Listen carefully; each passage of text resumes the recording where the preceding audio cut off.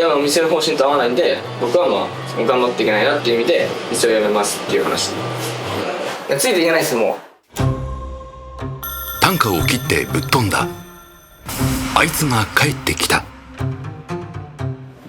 ずっと思ってたことは6年間の沈黙が破られた。じゃあ大阪店と比べてなんですけど元気がないなと思いました。笑いがないなと。何回聞きに来んねんっていうぐらい。トップがいなくなったからそうなったんだとしたらそれはむしろこの店の癌だと思う。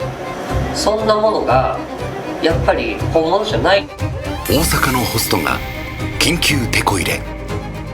ローランドを前にトップ不在と言い放った。全てが経営者ローランドのせいだった。歌舞伎町で3年前に立ち上げたザ・シック。ホストの8割が突如退店し大阪店の精鋭ホストが送り込まれた。思い出しました。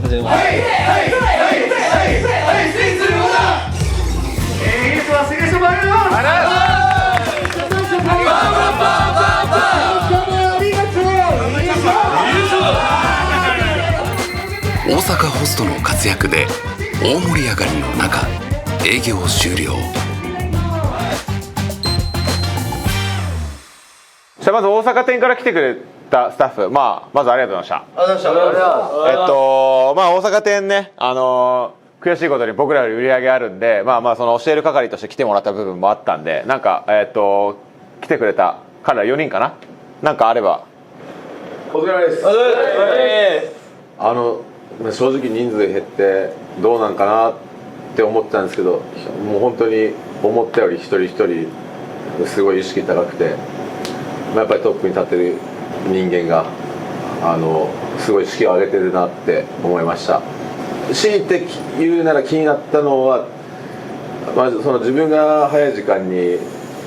ヘルプを回ってた時に裏に2人ぐらい座ってたんで、大阪はそういうのないなっていうのは思いました。なんでもっとね、早い時間からみんなで助け合って一人一人がちょっとでもね、なんか助け合う意識があればもっと良くなるなと思いました。でもすごい良かったです。ありがとうございました。お疲れ様です。今日一日お邪魔させていただいて本当にありがとうございました。じゃあ大阪店と比べてなんですけど元気がないなと思いました。笑いがないなと。だけどどのキャストも、全員個性が光ってるなと思ったんで、ちょっとずつね修正していけば大阪店より強い店になるんじゃないかなってちょっと怖いなって思ったぐらい、すごいね全員の個性が光る店だなと思いました。しかし大阪店ナンバーワンの見方は違った。結構いろいろいいこと言ってくれたんですけど、悪いことしか思いつかなくて、まずもうファースト遅いですね。めっちゃもう俺の C1 のテーブルのファーストとかも何回聞きに来んねんっていうぐらい、まず、来店ありがとうございますとかから来て、ほんでそうやってはけて、でブランケットいりますかって言って、ブランケットいりますって言ったらブランケット取りまたはけて、でもう一回来て何飲みますかって言って来て、いやもう一発で終わらせてくれマジで。そのメモ帳なり何なり持ってんのやったらそれで一発で全部聞いて、ブランケットいる、氷結、ジャスミン茶全部控えて全部一気に持ってきてくれ。であとはその5月にシック、月初宿に来た時よりは活気あると思うけど、でもそれは結局やっぱりトップがいなくなって、そのパワーがなくなってあなたたちが個性を出しやすくなっただけで、そんなものがやっぱり本物じゃないっていうのは分かっとかないとあかん。本物はどんだけ上に自分よりパワーが持ってる人がいても、さらにそれを上回る熱量とパワーでそれを殺すもん。ゼルキャっていうナンバーワンがおっても、もし俺がシックにおったとしてもどうやってこいつを倒そうって考える。絶対に。でも多分颯太君もユミトさんもみんなそうやったと思う。ただ結果的に勝てなかっただけで。でもそれがいなくなった瞬間、こうやって人数が少なくなった瞬間に活気が上がるっていうのはいいことなんだけど、逆にトップがいなくなったからそうなったんだとしたら、それはむしろこの店のガンだと思う。大阪店では決して許されない後輩の下っ端根性。ナンバーワンのユナは見逃すことができなかった。今、そうたくんとかユミトさんとかもおるから、そうやってみんなで一丸となって一体感っていうのは演出できると思うんだよ。でもその先に待ってんのはまた同じ未来やから、俺が今言ったことは絶対に忘れたらあかんと思う。経営者ローランドの言葉は、はい、じゃあお疲れ様です。まずは本当にね、大阪店の子たちありがとうございました。そして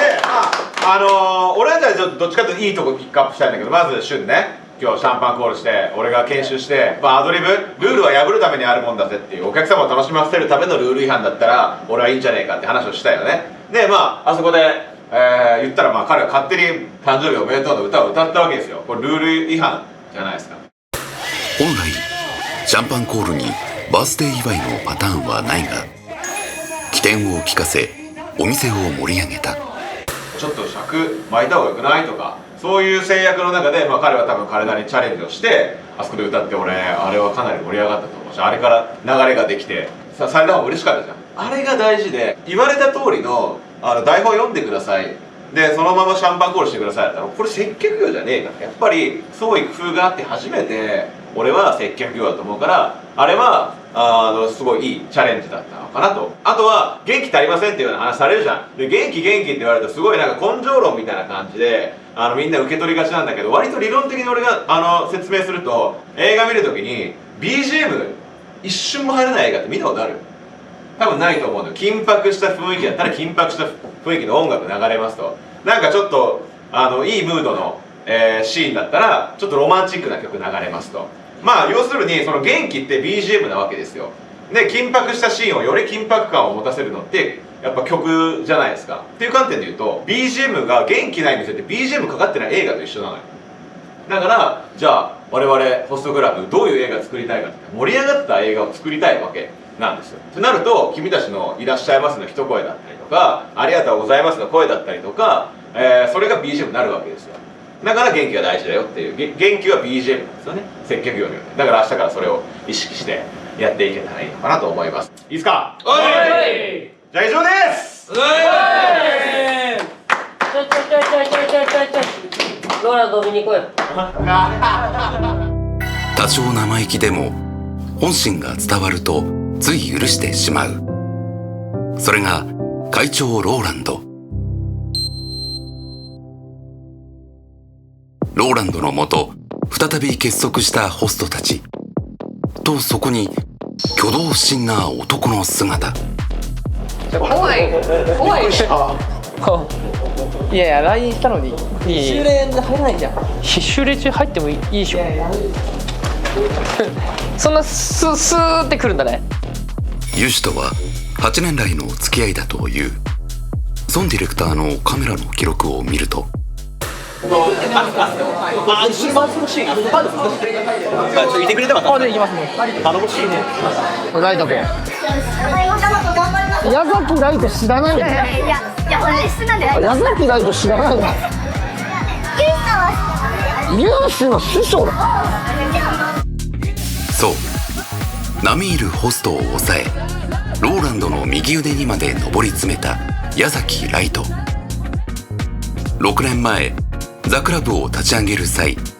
頼りにしていたのもユーシではなく、実はこのライトだった。結構5分10分待たせてるんで。オッケー入れたやつはついてくれてんの？落ちてます。しかし